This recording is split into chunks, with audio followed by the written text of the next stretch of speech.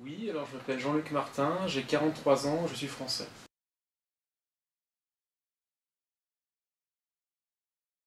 Alors moi j'ai un BTS de commerce, donc BTS c'est un brevet de technicien supérieur. C'est un diplôme universitaire de premier cycle, un niveau baccalauréat plus 2 années en fait.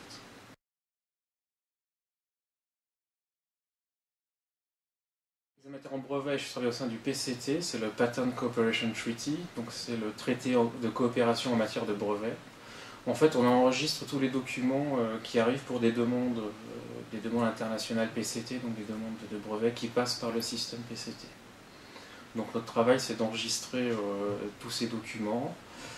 En fait, on est séparé en 10 équipes de traitement, et dans les équipes, il y a des assistants examinateurs et des examinateurs. Donc les assistants examinateurs gèrent tous les dossiers les plus, je dirais pas simples, mais où il n'y a pas de problème. Et tous les problèmes ou tous les cas un petit peu plus difficiles arrivent sur le bureau des examinateurs. Voilà, donc nous on gère en gros tous les problèmes, à chaque fois qu'il manque des documents, qu'il faut les réclamer ou ce genre de choses.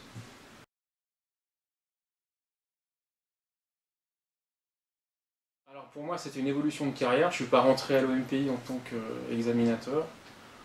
Quand je suis rentré il y a une dizaine d'années, il y avait deux services au PCT. Il y avait un service de l'examen et un service de la publication qui étaient bien séparés. Donc moi je suis rentré à la publication en fait à l'époque. On faisait vraiment que la publication des documents. Puis ensuite ils ont réorganisé la façon dont les choses se faisaient. Ils ont fait des équipes de traitement où tout le monde fait un peu de publication et un peu d'examen. Et bon, à la faveur de cette réorganisation, je suis passé d'abord assistant examinateur et puis ensuite examinateur.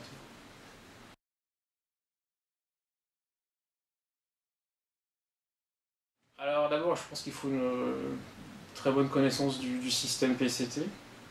Bon, ça, moi, je l'ai acquis en travaillant à différents postes au sein du PCT. Principalement, bon, ensuite, il faut une très bonne maîtrise de l'anglais parce que on est amené à écrire en anglais soit des emails ou des lettres quotidiennement. Hein. Donc, ensuite, je pense sur un plan plus personnel, il faut être assez méticuleux et avoir une grande attention pour les détails. Je vous prends un exemple. Nous, tout ce qu'on publie, toutes les demandes internationales que nous publions, il y a une première page avec toutes les données bibliographiques. Et on peut être amené à republier s'il y a une virgule qui est mal placée ou s'il y a une lettre qui est en minuscule ou lettre en majuscule. On peut être amené à republier pour ça. Donc il faut vraiment être méticuleux au départ et que ce soit bien fait pour éviter d'avoir trop de républication.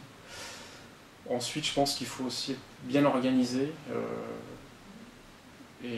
On reçoit beaucoup d'informations, il faut d'abord savoir la trier, et puis ensuite vraiment savoir retrouver l'information quand on a besoin. On peut ne pas en avoir besoin pendant quelques semaines ou quelques mois, il faut vraiment savoir où chercher pour retrouver comment traiter tel ou tel document. Donc voilà, qualité ou les compétences principales.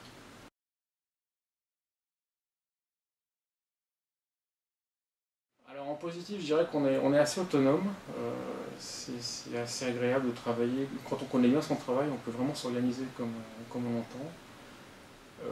En revanche, si vraiment on a besoin d'assistance ou si on ne sait pas trop comment enregistrer certains documents, on peut toujours, on a un service juridique, hein, on peut toujours leur soumettre et puis ils peuvent nous aider, donc on n'est quand même pas tout seul. Dans les inconvénients, les aspects plus négatifs, je dirais que les organisations internationales, c'est quand même c'est de lourdes administrations, c'est des grosses structures et que les choses ne bougent pas toujours très vite. Par exemple, au niveau du développement de carrière, c'est vrai que quand on est examinateur, il y a un moment où bon, c'est vrai qu'il n'y a plus beaucoup d'espace pour évoluer.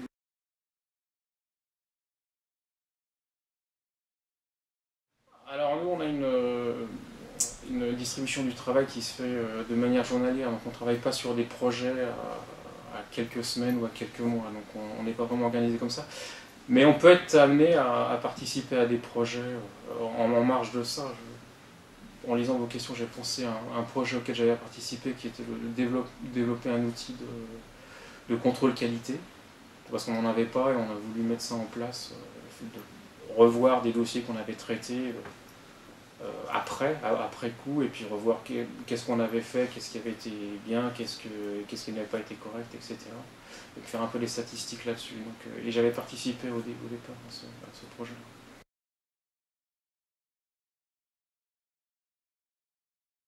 Alors, la Genève internationale, pour moi, c'est surtout un quartier. Donc c'est un effet de concentration qui fait qu'autour de l'ONU se sont regroupés les organisations internationales, les missions et les ONG.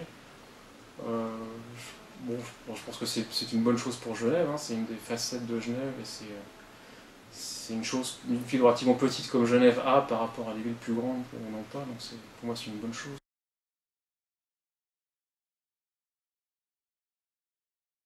Je pense que des jeunes qui s'intéressent à la coopération internationale sont peut-être plus attirés par aller travailler à l'étranger ou aller travailler dans l'humanitaire ou dans l'aide au développement, je pense. Ce qui est très bien, hein, c'est une très bonne chose. Moi-même, à l'époque, il y a quelques années, je m'étais renseigné pour les volontaires des Nations Unies, United Nations Volunteers.